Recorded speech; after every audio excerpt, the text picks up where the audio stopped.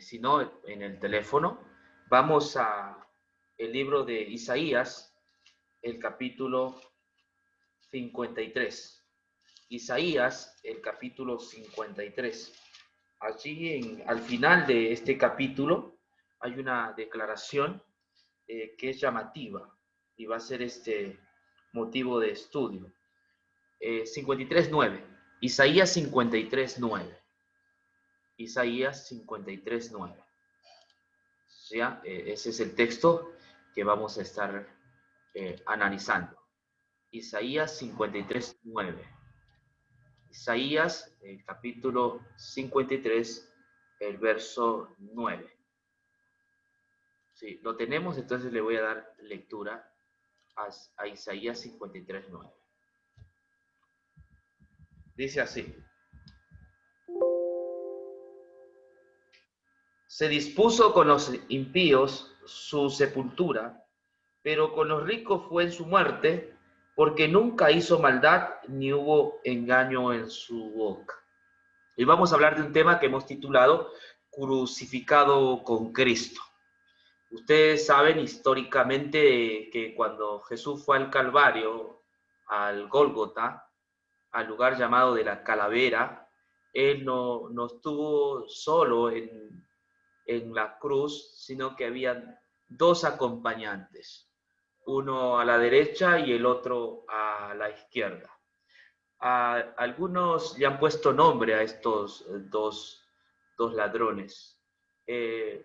Los evangelios no nos dan sus nombres, solo nos dicen de que eran dos malhechores o dos ladrones. Hoy vamos a estudiar qué define el estar al lado de Jesús en la cruz, ¿no? ¿Qué consecuencias tiene encontrarnos con el Señor crucificado? Estos dos ladrones tienen un encuentro con Jesús. No es un encuentro normal, porque ellos también están siendo sentenciados a la muerte, pero se encuentran con el crucificado.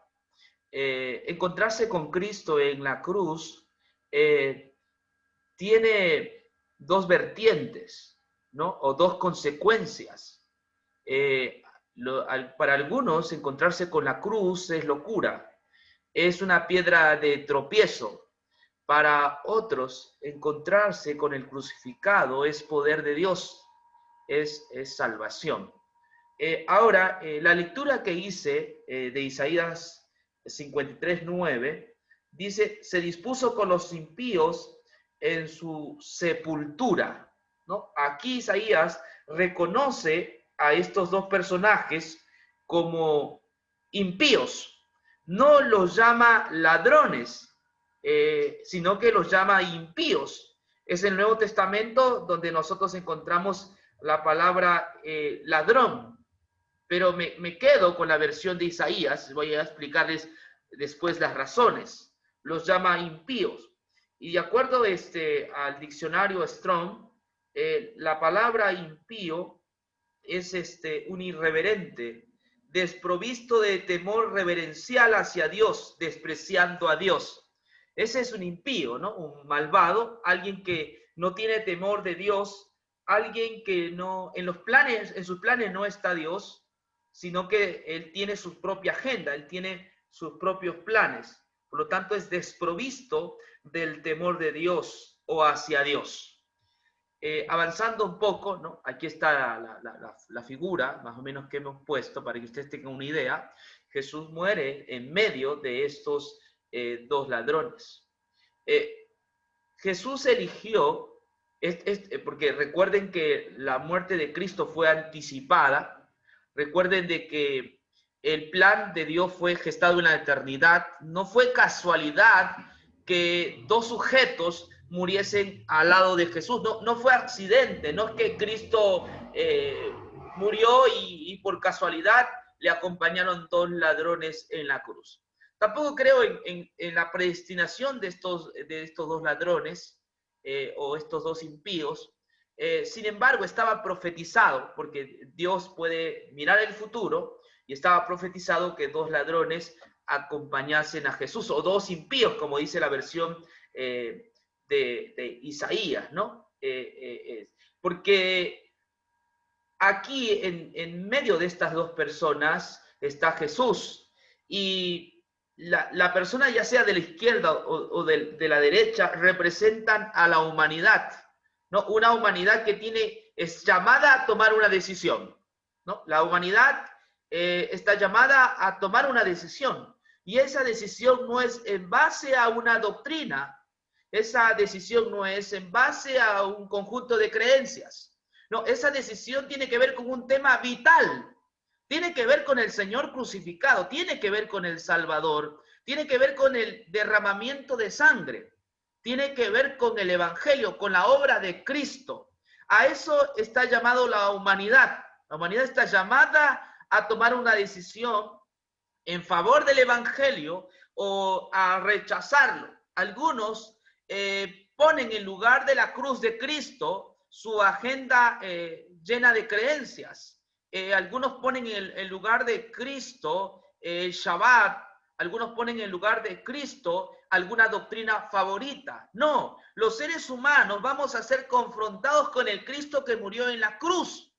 Y tenemos que entender que ese es el plan de Dios. Es Jesucristo el que finalmente hace que unos se pierdan y otros se salven.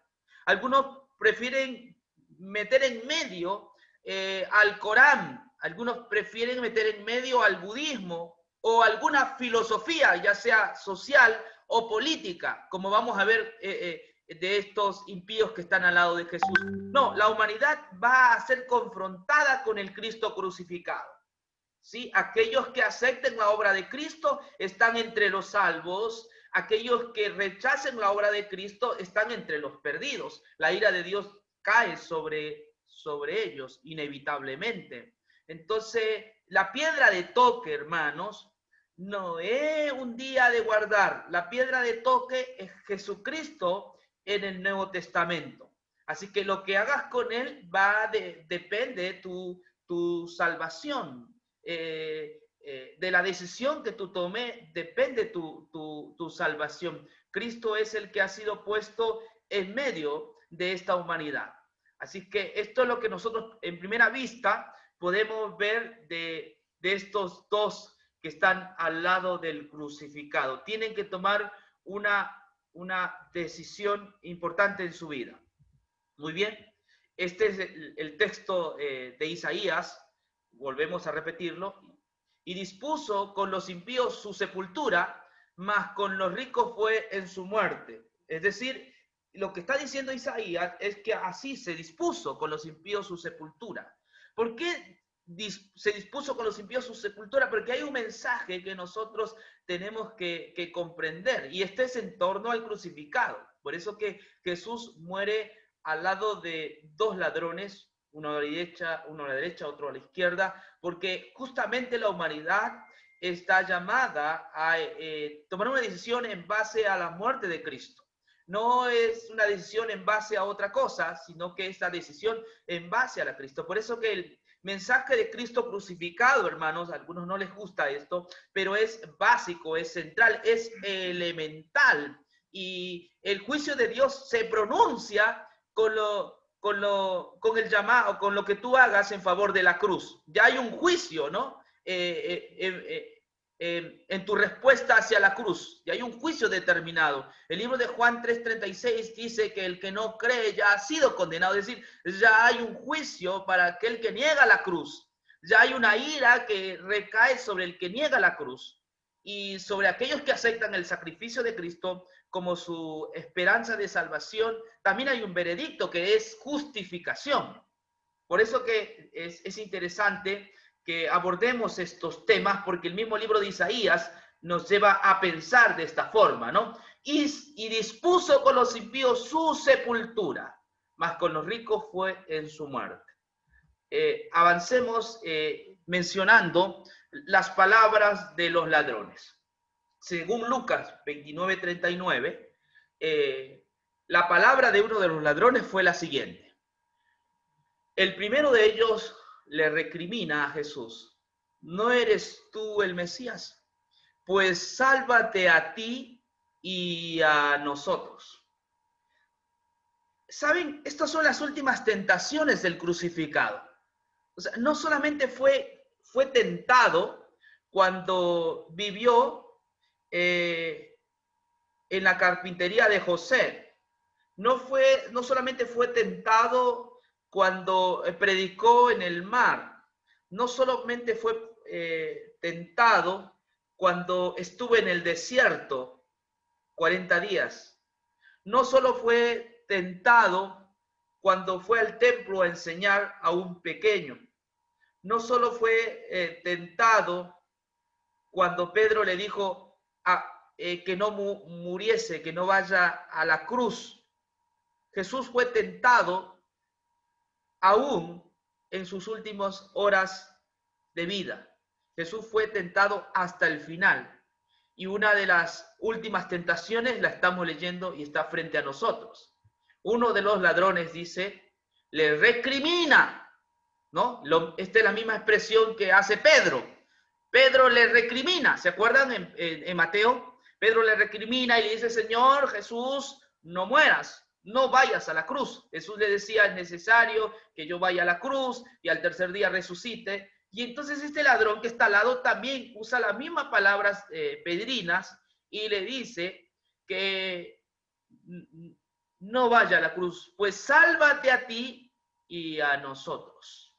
Le está diciendo no mueras. El personaje que está allí, que recrimina a Jesús, entiende lo que es el Mesías. Esa es la primera parte que hay que ver allí. Le dice, no eres tú el Mesías, pues sálvate a ti y a nosotros. Es decir, este acompañante de Jesús no es cualquier persona, tiene conocimiento acerca de un Mesías. Y por las palabras que dice, él está de acuerdo con la forma de ver del resto de judíos sobre un Mesías. Los judíos no querían a un Mesías crucificado, no les servía. Ellos querían a un Mesías imponente, poderoso, que saque a los romanos de su país, de su ciudad. Así que este ladrón está tentando a Jesús, está evitándole el calvario, está evitándole el derramamiento de sangre, está evitando la doctrina de la expiación, no quiere expiación, no quiere el perdón por medio de la sangre de Jesús. Por eso le dice, pues sálvate a ti y a nosotros, no mueras. ¿Qué les parece? Toda falsa religión quiere poner cualquier otra cosa en lugar de la cruz de Cristo. Toda religión equívoca o apóstata evita el Calvario, evita predicar de Cristo crucificado. Esa doctrina no la quiere porque cuando se establece la doctrina de la obra de Cristo o de la muerte de Jesús, entonces el pecador encuentra el perdón absoluto de sus pecados. Y vemos ahí al ladrón que le dice, pues sálvate a ti y a nosotros, no mueras, no des tu vida por los pecadores, te queremos vivo. Otra declaración que vemos allí también, los ladrones censuran a Jesús. Según Mateo 27:44 dice, lo mismo le injuriaban también los ladrones que estaban crucificados con él. La versión matiana es un poco más aclaratoria, porque nos dice que no solo era un ladrón el que decía que se salvara, sino que también era el otro acompañante. Lo mismo le injuriaban también los ladrones, está en plural, que estaban crucificados con él. Y esa palabra, lo mismo, está en consonancia con lo que hacían los escribas, los fariseos y el pueblo. ¿Se acuerdan que el pueblo se burlaba y le insultaba y le decía a otro salvó y así mismo no se puede salvar? Es decir, estos malhechores que están acompañando a Cristo también insultan a Jesús, por eso son impíos. Impío es aquel que no teme a Dios. Y entonces injuriaban a Jesús. Marcos dice lo siguiente, también los que estaban crucificados con él le injuriaban. Hay todo un grupo de personas que injurian a Jesús, los líderes religiosos, el pueblo y ahora también los acompañantes, ¿no? Qué tremenda tentación, es decir, todo mundo quiere evitarle a Jesús el Calvario. Todo el mundo quiere que Jesús no muera por los pecados de acuerdo a la comprensión del Antiguo Testamento. Todo el mundo quiere que Jesús se salve. Quieren a un Jesús con vara de hierro, a un Mesías que les provea de pan, a un Mesías que multiplique los panes y los peces, a un Mesías que sea amigo, que enseñe, que sea un buen maestro, un buen filósofo, pero quieren evitarle la cruz. Es decir, esa tentación de Jesús tiene gran trascendencia porque le quieren evitar el Calvario, quieren evitarle que él muera. Y lo sorprendente es que también, según lo que dice Mateo y Marcos, los acompañantes de Jesús hacían lo mismo. Por lo que veo allí, estos supuestos ladrones, vamos a decirlo así, entendían el proyecto divino, ¿no? Ellos entendían el proyecto divino, pero no la aceptaban. Ellos habían escuchado a Jesús sus predicaciones y las exposiciones. No eran neófitos con respecto a las escrituras. Sabían las escrituras, conocían las escrituras, pero no están de acuerdo con el proyecto divino. Ellos tienen sus propios planes, tienen su propia forma de ver las cosas. No quieren la forma como Dios las ve o como Dios las plantea. La pregunta está, entonces, ¿quiénes eran los que acompañaban a Jesús? Los evangelios afirman que Jesús fue crucificado junto a otros dos hombres, pero no dice quiénes eran. Marcos y Mateo dicen que eran bandidos. En griego, lestes. Esta palabra es importante, ¿no? Lestes. Lucas los llama malhechores, cacurgos. Y Juan solo habla de otros dos, sin más explicaciones. La tradición nos ha enseñado que eran ladrones. Si eran ladrones, pues estamos hablando de personas que robaban, arranchaban carteras, eran pillos, delincuentes, ¿no? Y que lo que hacían era quitarle sus pertenencias, que eran una especie de robacarteras, ¿no? Bandiditos. Es así como se ha pintado a este tipo de acompañantes en las cuales estuvo Jesús. Pero nada de eso es cierto. Más bien estamos viendo que son personas que tienen conocimiento del Mesías. Por las palabras que le dicen a Jesús, son personas que tienen un alto conocimiento de las Escrituras. No son neófitos, saben. No son simples bandiditos o delincuentes o pillos. Son mucho más que eso. Son personas que tienen ya un plan y un proyecto.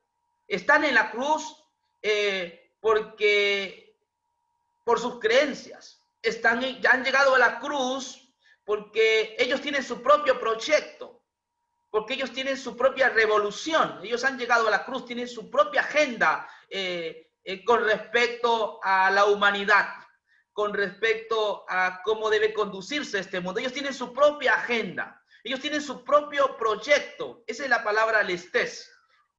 No son entonces bandiditos que robaban carteras. No, nada de eso hay de eso. Me quedo con Isaías donde dice, con los impíos fue en su sepultura. Ahora, ¿quiénes eran entonces? Marcos 15:7 nos va a aclarar un poco más. Y había uno que se llamaba Barrabás, preso con sus compañeros de motín, que habían cometido homicidio en una revuelta. Sin duda alguna conocemos a Barrabás, un cabecilla, un hombre desalmado, insensible, y además también era el jefe, el autor intelectual de algunas hazañas que se hacían en Jerusalén contra los romanos. Estamos hablando de un pensador. Barrabás era un pensador, era alguien que tenía su proyecto de vida y tenía su agenda para Jerusalén, ¿no? Sus enseñanzas, era un terrorista, era un subversivo, es alguien que estaba en contra del imperio romano. El texto bíblico dice que él había cometido homicidio en una revuelta, ¿no? Es decir, era una especie de socialista en contra del capitalismo o en contra de el imperio de ese entonces, el imperio romano. Es interesante que Josefo otra vez nos va a ayudar. Dice Josefo, una nueva especie de bandido surgió en Jerusalén, los sicarios. ¿Qué quiere decir? Lestés. Esta misma palabra lestés es la que usa el Evangelio para referirse a esos dos ladrones. En conclusión, cuando estamos hablando de los acompañantes de Jesús, no estamos hablando de simples ladronzuelos, no estamos hablando de aquellos que robaban carteras. Estamos hablando de personas que tenían una filosofía, tenían un proyecto de vida para la humanidad. Son personas que han decidido por sus propias fuerzas y por sus ideales o conceptos traer libertad a los judíos, traer libertad de la opresión romana.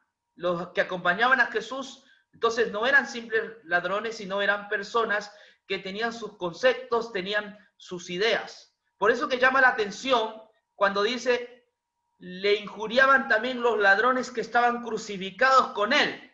Quiere decir que conocían a Jesús, sabían quién era, habían visto seguramente sus predicaciones y por esa razón injuriaban a Jesús. No estaban de acuerdo con el plan de Jesús. Así como los sacerdotes y el pueblo no estaban de acuerdo con lo que estaba planteando Jesús, quien decía que mi reino no es de este mundo, quien el que quiere ser el mayor que se haga el menor, que el Hijo del Hombre no ha venido a ser servido sino a servir. Jesús tenía el plan de Dios, que era el plan de la gracia, es el plan de la gratuidad, de salvarnos por medio de su muerte, por medio de su resurrección. Entonces estos ladrones se oponían desde ya al plan de salvación, se oponían a la cruz. Y como lo mismo Pedro, hacían también lo mismo. Creo que es digno de considerar las palabras de Flavio Josefo, donde él menciona una nueva especie de bandido surgió en Jerusalén, los sicarios o subversivos. Pero hay algo que llama la atención en el Evangelio y es el siguiente relato. En Lucas 23 podemos ver en nuestras Biblias que va a suceder algo extraño con uno de los ladrones. Hay un suceso importante, Lucas 23:40, dice así. Pero el otro lo reprendió diciendo, ¿ni aún temes tú a Dios estando en la misma condenación? ¿Ni aún temes tú a Dios? Algo le pasó a uno de los ladrones. Este ladrón también había injuriado a Jesús, también lo había insultado. Estaba en contra del plan salvífico del Mesías, estaba en contra de las enseñanzas de Jesús y estaba prácticamente muriendo en su ley. También estaba apoyando a que se salvara y descendiera de la cruz. Pero algo pasó que Lucas lo registra, ¿no? El médico Lucas lo registra cuando el ladrón cambia de opinión y le dice, ¿ni aún temes tú a Dios estando en la misma condenación? ¿Ni aún temes a Dios? Recuerden que la palabra impío es uno que no teme a Dios. Hay un cambio en el ladrón. La palabra arrepentimiento en el griego es metanoia. Lamentablemente metanoia es usado más para sentir dolor por el pecado y abandonar el pecado, ¿no? Es el conocimiento que nosotros tenemos. Pero un conocimiento más amplio de metanoia es cambio de opinión.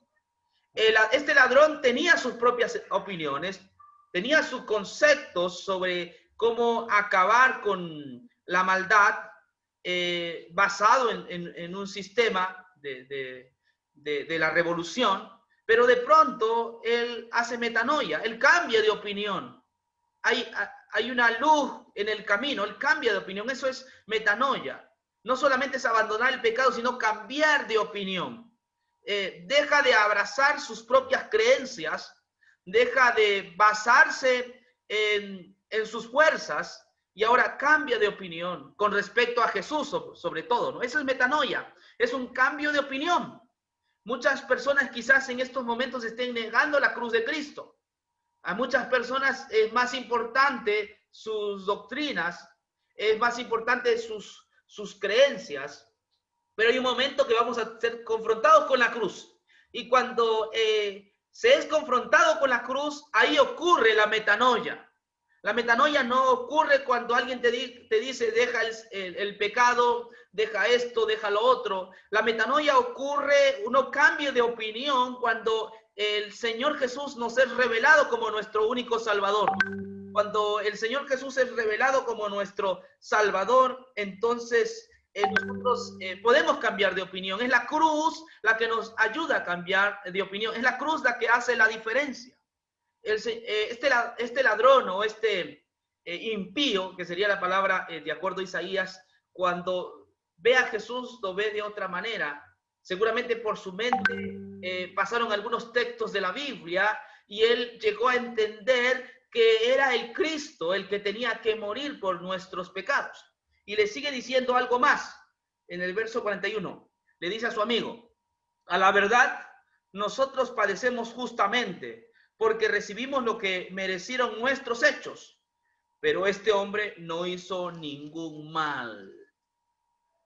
Otra cosa es también reconocer que somos pecadores, pero habla con respecto a Jesús y dice, este hombre no ha hecho ningún mal. Eso lo sabían todos, escúcheme bien, todos sabían, todos, incluidos los sacerdotes, el mismo Pilato, las autoridades romanas sabían que Jesús no había hecho ningún mal. Estos ladrones o impíos habían hecho mal, habían causado revolución, revueltas, habían utilizado las armas, las manos de estos sujetos estaban teñidas de sangre de víctimas humanas. Estos sí que eran malvados, tenían un corazón duro, que estaba centrado en ellos y no en Dios. No eran como Natanael, sinceros de corazón, eran hombres que hacían la maldad, por eso que son malhechores. Entonces, en algún momento la palabra de Dios penetra en este ladrón y él comienza ahora a encontrar en las escrituras a ese Cristo, al Cristo revelado en las escrituras. Y dice, él es inocente, pero hay una palabra más clara también. Le dice lo siguiente del 42. Le dijo a Jesús, Señor, acuérdate de mí cuando vengas en tu reino.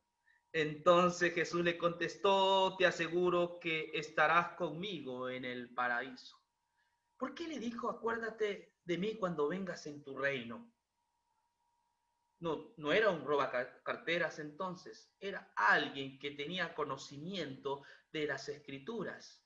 Las escrituras comenzaron a tener sentido cuando él anexó al Cristo que estaba allí crucificado. Ahora le llama Señor. Le dice, Señor, acuérdate de mí cuando estés en tu reino. Fíjese que el ladrón tiene una opinión más avanzada que aún los discípulos de Jesús, que creían que con su muerte había terminado el Mesías. Eso claramente dice Lucas 24. Pensaban que había acabado sus esperanzas. Pero este ladrón está diciendo que Jesús, que está crucificado, va a levantarse entre los muertos y va a venir en su reino. Este ladrón va más allá, cree en la muerte y en la resurrección de Jesús. Ya no le dice, sálvate a ti y sálvanos a nosotros, sino le dice, acuérdate de mí cuando vengas en tu reino. Eso es metanoia, cambio de opinión. Es volverse a Dios, es volver al plan original de Dios. ¿Y cuál es ese plan original de Dios? Que a través de Jesucristo es como se entra al cielo.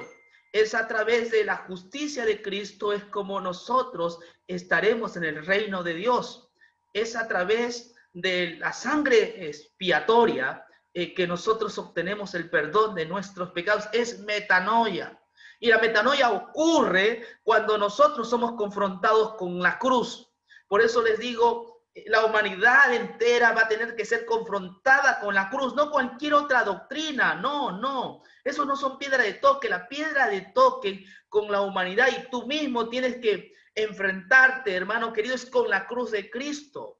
Vas a aceptar que el Señor Jesús te salvó absolutamente en el Calvario y que no necesitas nada para salvarte, que es suficiente los méritos de Jesús, es suficiente su vida, es suficiente su muerte, es suficiente su resurrección.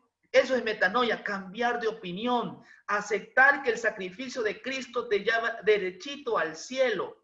Eso es metanoia, es cambiar de opinión, es sentir pesar por lo que has hecho, pero ahora gozarte en la expiación. Jesús le dijo, le contestó, te aseguro que estarás conmigo en el paraíso. Llegaremos al paraíso cuando aceptemos que Jesús es nuestro perfecto Salvador. Solo a través del Calvario es como nosotros entendemos el paraíso. Solo a través de Cristo volvemos al paraíso que está perdido. Que Dios, hermanos, nos ayude a poder cambiar de opinión, porque creo que en este grupo o en algunos otros grupos la gente sigue creyendo que todavía un poco de obras le puede recomendar para el cielo, que un poco de lo que hagamos nos puede ayudar en nuestra justificación. No, tenemos que hacer metanoia. Cuando lleguemos al Calvario, entenderemos que el sacrificio de Cristo es suficiente para tu salvación. Que el Señor Dios te bendiga. Amén.